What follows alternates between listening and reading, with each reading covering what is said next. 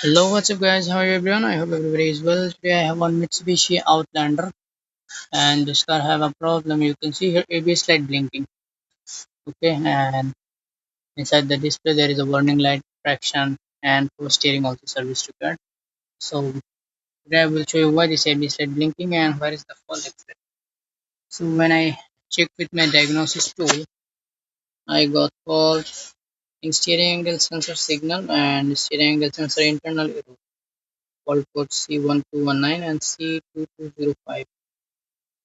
That means steering angle sensor have some problem. Okay, so I will show you is steering angle sensor damage or not. Ignition off. This is the steering angle sensor wire. Remove this wire and ignition on. You can see now ABS light perfect. That means this steering angle sensor damage inside. That's why this ABS light blinking and fault SAS internal error.